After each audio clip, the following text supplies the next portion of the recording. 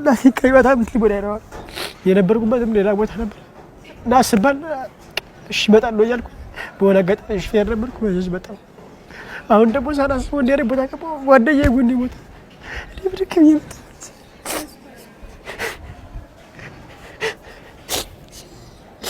ግን የሰማሁት ነገር እንደዚህ አይደለም። እኔስ በጣም እንደምረሽን አውቄ መሳሪያ አቀባበዬ ተኛሁ። እንደዚህ ተደበቅኩኝ።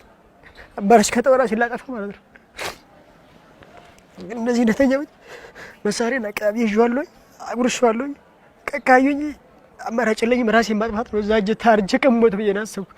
እዚህ ስመጣ ወይ እንደምታረድና ቃንቀው እንደሚገድሉኝ ያሰብኩት። የሰማሁት ውጭ ላይ እንደዛ ነው። አይ በቃ መሞትማ የለብኝም አልኩ። አቀባበልኩት መሳሪያውን ልክ እዚህ ጋር አልኩት። እንደዚህ አድርጌ ተኛሁኝ። አማራጭ የለኝም እነሱን እስከማይ ነው። ከጠዋቷ እዛው ላይ ዛፍ ላይ አደርኩኝ። ምንም ምግብ ሳይገኝ አደርኩ ዋልኩኝ። 10 ሰዓት ላይ እንዴት አድርጌ እጄ ልስጥ። አንደኛው ሊሻና መጣና አየኝና ማጋጣሚ ሌላኛው ደግሞ ብሬን ተኮሰ።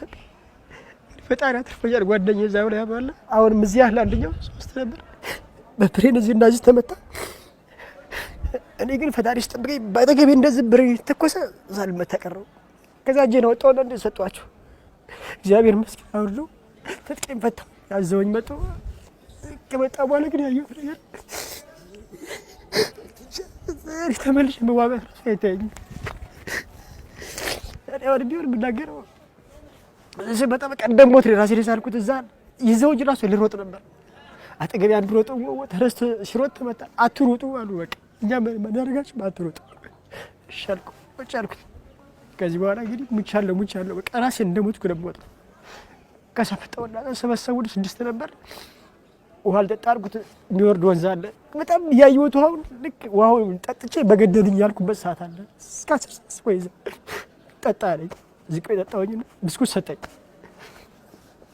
ይሄን ብስኩት ሰጠ ሊገደሉ እንደዳደ በወደ ዝም ታስበው ግን ተመስገን አልኩ። ውሃም ጠጥቼ ብስኩት በልቼ ከሞት ለኔ ተመስገን አልኩ።